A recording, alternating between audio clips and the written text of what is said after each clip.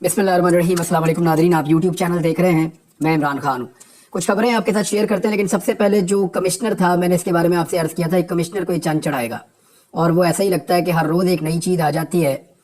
वो कमिश्नर जिसको पाकिस्तान के जय्यद सहाफ़ी और बहुत सारे दानिश्वर ये कल तक साबित करने की कोशिश कर रहे थे कि वो ज़हनी मरीज़ है और ज़हनी तवाज़ुन खो बैठा है। कभी वो डांस करता है, कभी वो घर वालों से लड़ता है, कभी वो अजीब अजीब हरकतें करता है। यानी उसके बारे में बड़ी अजीब गरीब किस्म की बातें पहले फैलाई जा रही थी कमिश्नर के बारे में, लियाकत चट्टा के बारे में। अब उस कमिश्नर का एक स्टेटमेंट आया और वो सारे नाच नाच के घुंघरू तोड़ रहे हैं कि जनाब कमिश्नर का स्टेटमेंट आ गया, कमिश्नर का स्टेटमेंट आ गया, और बड़ी खुशियां मना रहे हैं। तो अब उन्हें लगता है कि वो कमिश्नर ने ये वाला जो स्टेटमेंट दिया है, इस वक्त उसको पागलपन का दौरा नहीं पड़ा हुआ। यानी जब वो कमिश्नर बात करता है ऐसी कि जिसमें धांधली हो, तो ये सारे उछलना कूदना शुरू कर देते हैं कि ज़हनी मरीज हो गया। जैसे ही वो बात करेगा कोई और, तो ये सारे जो है उछलना कूदना शुरू हो जाते हैं कि जनाब अब वो ज़हनी मरीज नहीं है, बिल्कुल नॉर्मल हो गया। मामला जो है वो कमिश्नर की ज़हनी हालत का नहीं है, मामला मुझे इनकी ज़हनी हालत का लगता है बेचारों की। क्योंकि इनको जैसे ही धांधली का नाम लो तो ये एक अजीब किस्म की कैफियत पे चले जाते हैं। इनके मुंह से झाग निकलना शुरू हो जाती है फार्म 45 का नाम सुनते ही, और अजीब गरीब इनकी सूरत हाल हो जाती है बेचारों की। तो मुझे तो इनके ऊपर तरस आ रहा है। अगर ये हुकूमत बन भी गई, नवाज शरीफ को, उसके खानदान को नवाज भी दिया गया, तो क्या फ़ायदा। यानी अवाम तो इनको इक़्तिदार में देखने के बावजूद भी पाकिस्तान का हुक्मरान नहीं मानेगी। वो इसलिए कि लोगों ने इनको वोट ही नहीं डाला हुआ। यानी मेरिट चोर थी मरियम नवाज। एक दौर में बहुत सारे लोगों ने बताया कि उन्होंने मेरिट की खिलाफ वर्जी करते हुए एक कॉलेज में दाखिला लेने की कोशिश की, और उस दौर में जब कॉलेज ने उनको इनकार किया तो अपने वालिद ग्रामी से कहकर उन्होंने वहाँ पे नौकरी से निकलवा दिया। और उसके बाद प्रोटेस्ट हुआ और फिर नवाज शरीफ साहब को अपना फैसला वापस लेना पड़ा। तो उस दौर में मेरिट की खिलाफ वर्जी की जाती थी, मेरिट की चोरी की जाती थी। अब मैंडेट की चोरी की जाती है। चोरी की एक रवायत जो है वो अब तक कायम है, और कभी मैंडेट चोरी, कभी मेरिट चोरी, और अब देखते हैं कि इसके बाद और क्या चोरी होता है।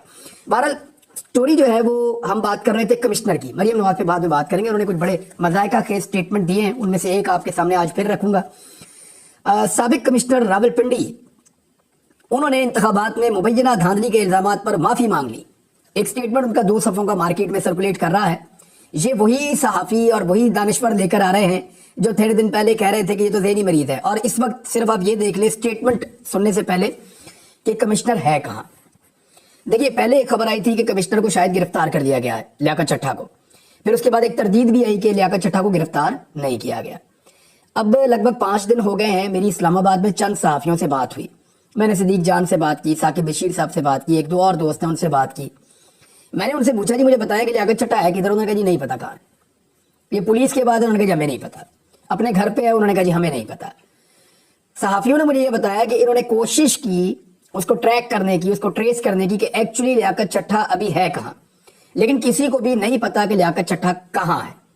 तो एक तो ये बात है कि उनकी फैमिली को पता है या नहीं पता, ये मैं नहीं जानता, लेकिन सहाफ़ियों ने हाथ खड़े किए। उन्होंने कहा हमें नहीं पता कि लियाकत चट्टा कहाँ पे मौजूद है, किसके पास मौजूद है, और क्या बात कर रहा है, और कहाँ से क्या स्टेटमेंट दे रहा है, हमें इसके बारे में नहीं पता। और इस स्टेटमेंट की सेहत पे बकौल उन सहाफ़ियों के, उन्होंने कहा हमें शक है, वो इसलिए कि ये इंडिपेंडेंटली उसने सामने आकर बात नहीं की, ना ये किसी मजिस्ट्रेट के सामने दी है।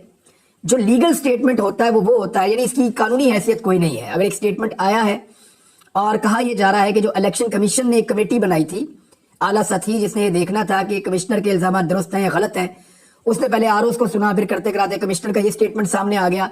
शायद ये स्टेटमेंट वहां से मनसूख किया जा रहा है, लेकिन इसकी कानूनी हैसियत नहीं है। एक कमेटी है। एक्चुअली जो कानूनी हैसियत होगी वो अगर एक दफा 164 का बयान दे कमिश्नर, अदालत के अंदर जाके मजिस्ट्रेट के सामने दफा 164 का बयान दे, तो उसकी कानूनी हैसियत है। वो भी इस सूरत में कि उस बयान के ऊपर मुतासरा फरीक को जिरा करने का मौका मिले। जैसा कि आपको याद है एक स्टेटमेंट दिया था आजम खान ने। आजम खान ने एक स्टेटमेंट दिया इमरान खान के खिलाफ, लेकिन जब जिरा करने का मौका मिला तो उसके बाद आजम खान का आधे से ज्यादा स्टेटमेंट बदल गया था। उसका फायदा इमरान खान साहब को हुआ था। आइंदा जब ये केस चलेगा तो उसमें भी इमरान खान साहब को फायदा होगा। बहरहाल ये कमिश्नर साहब कहाँ है, कहाँ से स्टेटमेंट दे रहे हैं, लेकिन जो स्टेटमेंट है वो मैं आपको बता देता हूँ। अब वो ये कह रहे हैं कि पीटीआई रहनुमा के बहकावे में बयान दिया, रहनुमा का नाम नहीं बताया, और पीटीआई के दौरे हुकूमत में उनसे देरीना ताल्लुकात कायम हुए, साबिक कमिश्नर रावलपिंडी ने कहा, और उन्होंने माफ़ी मांग ली। और उन्होंने अपने बयान में कहा कि तमाम जिम्मेदारी कबूल करता हूँ और हुकाम के आगे सरेंडर करता हूँ। पिंडी डिवीजन में किसी रिटर्निंग अफसर को किसी की हमायत या मुदाखलत का हुक्म नहीं दिया। साबिक कमिश्नर रावलपिंडी ने अपने बयान में कहा कि रिटायरमेंट की वजह से बहुत दबाव में था, 32 साल सरकारी खिदमत अंजाम दी, 13 मार्च 2024 को मैंने रिटायर होना था। उन्होंने कहा कि मेरे तमाम इल्जामात झूठे थे, पीटीआई के एक रहनुमा के बहकावे में आकर बयान दिया, पीटीआई दौरे हुकूमत में इस लीडर के साथ देरीना ताल्लुकात कायम हुए, लीडर का नाम नहीं बताया। 9 मई वाकये के बाद पीटीआई रहनुमा लाहौर में रूपोश और राब्ते में था। वादे रहे कि 17 फरवरी को कमिश्नर रावलपिंडी लियाकत अली चट्टा ने प्रेस कॉन्फ्रेंस में कहा था कि मुझे कुछ अरसा पहले इलेक्शन ड्यूटी पर लगाया गया था, लेकिन मैं अपनी जिम्मेदारी पर शर्मिंदा हूं और मैंने जो जुर्म किया इस पर मुझे सजाए मौत दी जाए। ये पहले उन्होंने कहा था कि मैनू सजाए मौत दे दो, मैंने बहुत धांधली करवाई, मेरे आरोज रो पिट रहे थे और बड़ा उन्होंने कहा जी मेरा जमीर जाग गया है, सुबह फजर के बाद मैं खुदकुशी करने लगा था, तो अब मैं जोर से पहले ये प्रेस कॉन्फ्रेंस कर रहा हूं और मैं कौम को बताना चाहता हूं कि मैं कौम का मुजरिम हूं। 13 सीटों के ऊपर मैंने धांधली करके 70 हजार वोट मैंने इधर से उधर कर दिए और जो 70 हजार की लीड थी उसको मैंने शिकस्त के अंदर बदला और मैंने बड़ी ज्यादती की है। अब वो ये कहते हैं जनाब कि मैंने ये पीटीआई के एक रहनुमा है उनसे मेरा राब्ता था, उनके दबाव में आके मैंने ये स्टेटमेंट दिया। अगर पीटीआई के रहनुमा के दबाव में थे तो कमिश्नर साहब को ये 13 सीटें नून लीग के बजाय पीटीआई को जितानी चाहिए थी। मेरा तो एक सादा सा सवाल है, कॉमन सेंस की बात है, मैं कोई इतना रॉकेट साइंस में नहीं जा रहा, मैं तो कॉमन सेंस की बात कर रहा हूं कि अगर कमिश्नर साहब पाकिस्तान तहरीके इंसाफ के रहनुमा के दबाव में थे तो ये अच्छे दबाव में थे कि इन्होंने 13 सीटें पीटीआई को हरवा दी। ये कैसा इखलाकी दबाव था और ये कैसा उनके साथ इनका लिंक था जिसके बाद इन्होंने 13 सीटें अपने पूरे डिवीजन के अंदर एक भी सीट नहीं जीतने दी पाकिस्तान तहरीके इंसाफ को। और तहरीके इंसाफ वहां पे बार बार क्या ये फॉर्म 45 फॉर्म 45 फॉर्म 45 फॉर्म 45 के नाम से चिढ़ गए हैं। अब पीएमएलएन जो है उनके पास भी अपने फॉर्म 45 है, वो भी सामने लाने के लिए तैयार नहीं है। कुछ इतलात के मुताबिक फॉर्म 45 शायद रीराइट हो रहे हैं, दोबारा से बनाए जा रहे हैं। लेट्स सी जो भी होगा, पाकिस्तान में जिसकी भी हुकूमत बनेगी ये मुल्क तो इंशाल्लाह आगे चलता रहेगा, लेकिन बहुत सारी चीजें मजीद खुलकर सामने आ जाएंगी, एक्सपोज हो जाएंगी। अब जो दिमागी मरीज था वो जनाब वक्ती तौर पर दुरुस्त हो गया जब तक कि वो दोबारा कोई और स्टेटमेंट इधर उधर नहीं दे देता। अगर खुदा ना खास्ता दोबारा इसी कमिश्नर ने कह दिया कि जनाब मैं अपने पुराने वाले मौके पे कायम हूं तो फिर इसको समझा जाएगा ऑटो के ऊपर कि जनाब ये दोबारा इसको ज़हनी मर्ज का दौरा पड़ा है और दोबारा वो ज़हनी मरीज बन गया है। लेकिन फिलहाल उसकी ज़हनी हालत दुरुस्त है और उसका सर्टिफिकेट उन तमाम हमारे दानिश्वरों ने जारी कर दिया है जिन्होंने इससे पहले उसकी ज़हनी हालत खराब होने का सर्टिफिकेट जारी किया था। एक मामला जो सेहत कार्ड के ऊपर मरियम नवाज साहिबा का, अब वो ये क्लेम कर रही हैं कि सेहत कार्ड मेरे वालिद ग्रामी ने इसको लॉन्च किया था और मैंने इसके ऊपर ज़ाती तौर पे बड़ा काम किया था। जी हमने जो पहली दफ़ा अपने सहाफ़ती करियर में सेहत कार्ड का नाम सुना ना वो इमरान खान के दौर में सुना, इंसाफ सेहत कार्ड, और फिर हमें उन्हीं के दौर में ये पता करने का मौका मिला कि ये एक्चुअली होगा क्या, इसका आइडिया क्या है। फिर हमने उन्हीं के दौर में इसके ऊपर काम होता हुआ देखा, फिर उन्हीं के दौर में हमने देखा कि सारे लोगों को सेहत कार्ड मिल रहा है। उस दौर में जो पीएमएलएन और पीपल्स पार्टी के लोग थे ये इसके ऊपर तनकीद करते थे। पाकिस्तान पीपल्स पार्टी ने, क्योंकि इनकी सूबे में हुकूमत थी सिंध में, इन्होंने सेहत कार्ड को वहां पे राइज ही नहीं होने दिया, सेहत कार्ड को राइज ही नहीं होने दिया इन्होंने सिंध के अंदर पाकिस्तान पीपल्स पार्टी ने, तो वो तो इसको कभी क्लेम कर ही नहीं सकते। जहां तक बात है पीएमएलएन की, तो ये कहा करते थे बड़ा खुलकर कि ये पैसे का ज़िया है और ये आइडिया ठीक नहीं है। लेकिन उसके बाद जब इमरान खान साहब ने इसको बड़ी कामयाबी के साथ आगे बढ़ाया और लोगों को फायदा हुआ और उनको उससे पॉलिटिकल फायदा भी हुआ इमरान खान साहब को, तो फिर पीएमएलएन ने जब उनको हुकूमत मिली और इमरान खान साहब की हुकूमत खत्म हुई, पीडीएम की हुकूमत आई, तो मरियम नवाज ने सेहत कार्ड के बारे में अपने चचा जान शहबाज शरीफ साहब से क्या कहा, जरा ये सुनिए।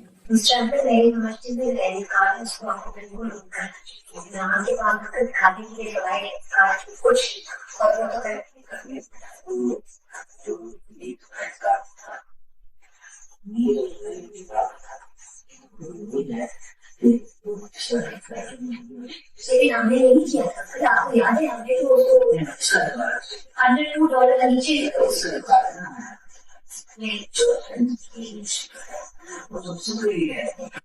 ये आपने सुना कि मरियम नवाज जो आने वाले दिनों में शायद वज़ीर आला पंजाब बन जाएंगी, इन्होंने अपने चचा से सेहत कार्ड के बारे में क्या फरमाया था। तो सेहत कार्ड से इनकी ये दुश्मनी थी। अब उसी एक मंसूबे को, क्योंकि देखें लोगों ने बहुत धुलाई की इलेक्शन में, बहुत ज्यादा पीएमएलएन को इतनी फैंटी लगी है कि शायद कई दहाइयों के बाद उनकी ये दुर्गत बनी है। यानी ऐसी दुर्गत तो उनकी परवेज मुशर्रफ के दौर में जो इलेक्शन हुआ उसमें भी नहीं बनी थी। इस मरतबा तो बदतरीन धांधली के बावजूद अभी भी वो दूसरे नंबर की पॉलिटिकल पार्टी बन पाए हैं। जितनी धांधली पीएमएलएन के लिए की गई है ना, اس سے آدھی دھاندلی اگر عمران خان کے لیے 2018 میں کی جاتی تو 2/3 اکثریت ہوتی عمران خان کے پاس. یعنی اس کو جو لوگ کمپیئر کرتے ہیں نا 2018 کو اور 2024 کو, وہ ایکچولی ایک بددیانتی کر رہے ہوتے ہیں. 2018 میں, 2013 میں, 2008 میں, 2002 میں اور 97 میں, یا جو پہلے ہوتا رہا نا, وہ ایک چھوٹا موٹا ایک کشن ہوتا تھا جو اسٹیبلشمنٹ پرووائڈ کر دیتی تھی کسی پولیٹیکل پارٹی کو. لیکن اس دفعہ جو دھاندلی پی ایم ایل این کے لیے ہوئی ہے وہ تو تباہی پھر گئی ہے. کمال قسم کی دھاندلی ہوئی ہے جس کے تمام ریکارڈ ٹوٹ گئے ہیں. بہرحال پی ایم ایل این کی حکومت بنائی جا رہی ہے. اب وہی منصوبے جن کو پہلے یہ گالی دیتے تھے, اس کے ساتھ بدتمیزی کرتے تھے, اس کو بند کرنے کے لیے زور لگاتے تھے, آج عمران خان کے انہی منصوبوں کو اون کرنا ان کی مجبوری بنتی جا رہی ہے. اچھا, کون کون سے منصوبے ہیں عمران خان صاحب کی حکومت کے جو اب پی ایم ایل این ان کے اوپر اپنی تختیاں لگانا چاہتی ہے؟ ہم وہ سارے منصوبے آپ کے سامنے ایک ایک کر کے لاتے رہیں گے آنے والے دنوں میں, تاکہ ذرا کلیئرٹی رہے چیزوں کے اندر, وہ آپ کو ہم بتاتے رہیں گے. عمران خان صاحب کی پارٹی نے دوبارہ سے انٹرا پارٹی الیکشن کروانے کا فیصلہ کر لیا ہے. 3 مارچ کو انٹرا پارٹی الیکشن کروائے جائیں گے, اور میرے خیال میں قاضی فائد عیسیٰ صاحب کو دعوت دینی چاہیے, پاکستان تحریک انصاف کو باقاعدہ, الیکشن کمیشن کو اور تمام ان لوگوں کو, اکبر ایس بابر کو ضرور کاغذات جمع کروانے کا موقع دینا چاہیے تاکہ وہ الیکشن لڑ کے پاکستان تحریک انصاف کے اندر اپنی اوقات دیکھ لیں, اور پراپر الیکشن کروا کے پھر 2-3 دفعہ پوچھ لینا چاہیے سب سے کہ جناب آپ مطمئن ہیں ہم دوبارہ کروا لیں, اور ایک دفعہ الیکشن کروا کے اپنی جو پارٹی ہے اس کی لیڈرشپ کی اناؤنسمنٹ کروا کے پھر واپس اپنا سمبل لیں الیکشن کمیشن آف پاکستان سے, تاکہ جو ضمنی انتخابات ہوں یا اس کے بعد جو بھی انتخابات ہوں اس میں پاکستان تحریک انصاف اپنے انتخابی نشان بلے کے اوپر الیکشن لڑ سکے. مخصوص نشستوں کے اوپر ابھی جب میں وی لاگ ریکارڈ کر رہا ہوں تو ابھی تک تو فیصلہ کوئی نہیں آیا. ہو سکتا ہے کہ تھوڑی دیر میں فیصلہ آ جائے یا صبح تک فیصلہ آ جائے تو پتہ چل جائے گا کہ پاکستان تحریک انصاف کی مخصوص نشستوں کے حوالے سے الیکشن کمیشن آف پاکستان نے کیا فیصلہ کیا ہے. اس سے پہلے میں نے آپ کو ایک فیکٹ بتایا تھا اور وہ بڑا کلیئر فیکٹ موجود ہے, جس میں میں نے آپ سے عرض کیا تھا کہ اس کی مثال موجود ہے. بلوچستان عوامی پارٹی کا خیبر پختونخوا میں کوئی وجود نہیں تھا. خیبر پختونخوا تھے 3 آزاد امیدوار ایم پی اے بنے تھے فاٹا سے 2019 میں, اور ان 3 آزاد امیدواروں نے بلوچستان عوامی پارٹی میں شمولیت کی تھی. بعد میں انہوں نے ایک درخواست دی تھی اور ایک فہرست جمع کرائی تھی, جس کے بعد بصیرت بی بی غالباً ان کا نام تھا خاتون کا, ان کو ایم پی اے مخصوص نشست کے اوپر بنا دیا گیا تھا. تو ایک پریسیڈنٹ موجود ہے, اسی پریسیڈنٹ کو استعمال کرتے ہوئے پاکستان تحریک انصاف فائدہ اٹھا سکتی ہے اور ان کو مخصوص نشستوں پہ ان کی خواتین کو موقع مل سکتا ہے کہ وہ آئیں اور آ کر ایوان کے اندر بیٹھیں اور ترجمانی کریں اپنی پارٹی کی. اچھا جی, میرے پاس 2 اسٹیٹمنٹ موجود ہیں. ایک سپریم کورٹ آف پاکستان کا اسٹیٹمنٹ ہے, وہاں سے ایک پریس ریلیز جاری ہوئی ہے جو ایک کنٹروورسی اٹھی ہوئی ہے قاضی فائد عیسیٰ صاحب کے ایک فیصلے کے حوالے سے, اور دوسری جانب جو ہے علماء اکرام کا ایک متفقہ بھی ایک میرے پاس اسٹیٹمنٹ موجود ہے. پہلے یہ دیکھ لیتے ہیں کہ جو پریس ریلیز ہے سپریم کورٹ آف پاکستان کی وہ کیا کہتی ہے. اور وہ یہ کہہ رہی ہے کہ سپریم کورٹ کے ایک فیصلے کی غلط رپورٹنگ کی وجہ سے کئی غلط فہمیاں پیدا کی جا رہی ہیں اور ایسا تاثر دیا جا رہا ہے جیسے سپریم کورٹ نے دوسری آئینی ترمیم مسلمان کی تعریف سے انحراف کیا ہے اور مذہب کے خلاف جرائم کے متعلق مجموعہ تعزیرات پاکستان کی دفعات ختم کرنے کے لیے کہا ہے. یہ تاثر بالکل غلط ہے. اچھا, پھر انہوں نے مقدمے کا ذکر کیا کہ فلاں فلاں فلاں مقدمے میں سپریم کورٹ نے یہ قرار دیا تھا کہ اس مقدمے کی ایف آئی آر میں مذکور الزامات کو جوں کا توں درست تسلیم بھی کیا جائے تو ان پر ان دفعات کا اطلاق نہیں ہوتا, بلکہ فوجداری ترمیمی ایکٹ 1932 کی دفعہ 5 کا اطلاق ہوتا ہے, جس کے تحت ممنوعہ کتب کی نشر و اشاعت پر زیادہ سے زیادہ 6 ماہ کی قید کی سزا دی جا سکتی ہے. چونکہ درخواست گزار ملزم پہلے ہی قید میں 1 سال سے زائد کا عرصہ گزار چکا تھا, اس لیے اسلامی احکام, آئینی دفعات اور قانون و انصاف کے تقاضوں کو ملحوظ رکھتے ہوئے سپریم کورٹ نے درخواست گزار ملزم کی ضمانت پر رہائی کا حکم دیا ہے. افسوس کی بات یہ ہے کہ ایسے مقدمات میں جذبات مشتعل ہو جاتے ہیں اور اسلامی احکام بھلا دیے جاتے ہیں. فیصلے میں قرآن مجید کی آیات اسی سیاق و سباق میں دی گئی ہے. فیصلے میں غیر مسلموں کی مذہبی آزادی کے متعلق اسلامی جمہوریہ پاکستان کے آئین کی جو دفعات نقل کی گئی ہیں ان میں واضح طور پر یہ قید موجود ہے کہ یہ حقوق قانون, امن و امان اور اخلاق کے تابع ہی دستیاب ہوں گے. آئین کی دفعہ 20 کا ترجمہ یہاں پیش کیا جاتا ہے, قانون, امن امان اور اخلاق کے تابع. ہر شہری کو اپنے مذہب کی پیروی کرنے اور اس پر عمل کرنے اور اسے بیان کرنے کا حق ہوگا. اور بی جو ہے وہ یہ کہتا ہے کہ ہر مذہبی گروہ اور اس کے ہر فرقے کو اپنے مذہبی ادارے قائم کرنے, ان کی دیکھ بھال اور ان کے انتظام کا حق ہوگا. اسی نوعیت کے ایک مقدمے میں سپریم کورٹ کا 5 رکنی بینچ اس موضوع پر پہلے ہی تفصیلی فیصلہ دے چکا ہے.